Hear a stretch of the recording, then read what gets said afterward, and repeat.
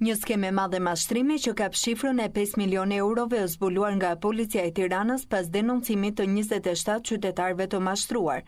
Nga seksioni për krimin ekonomik financiar në Drejtorinë Vendore të Policisë Tiranë, është arrestuar një shtetas dhe janë shpallur në kërkim 2 të tjerë për veprën penale mashtrim.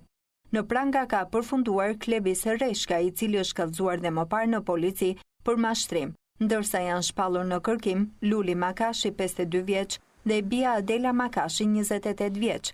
Nga hetimet e policisë ka rezultuar se këta 3 persona mashtronin qytetarët me dokumente false, duke u premtuar punësim dhe studim në Kanada, Angli dhe Australi, kundrejt shumës nga 2 deri në 20.000 euro. Burime nga Policia e Tiranës thonë se në graskën e këtij mashtrimi të ideuar nga Luli Makashi kanë rënë 27 persona, duke përdorur siglën e shoqërisë Ande LM, e cila ka nisur aktivitetin që prej 2004-s.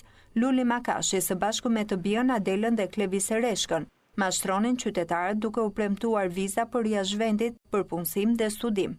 Kjo skemë mashtrimi dyshohet se ka nisur të aplikohet prej më shumë se 2 vitesh, dhe numri të mashtruarve mendohet të jetë më i lartë. Për këtë mundësi punësimi, 52 vjeçarja Makashi ka përdorur edhe hapësira televizive, ku reklamonte punësimin jashtë vendit. Agjencia jonë u hapë thjesht një ditë të bukur gjendesh pa punë.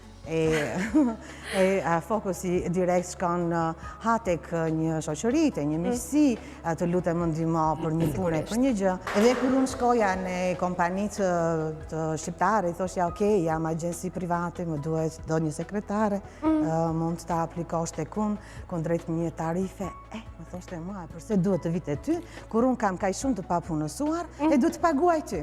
Gjatë një kontrolli të bërë nga policia në banesën e 52 vjeçarës në Tiranë, janë gjetur edhe disa aplikime për viza për në Kanada të personave që ende nuk kanë bërë kallëzim në polici. Dyshohet se Luli Makashi është larguar nga Shqipëria para se policia ta shpallte në kërkim.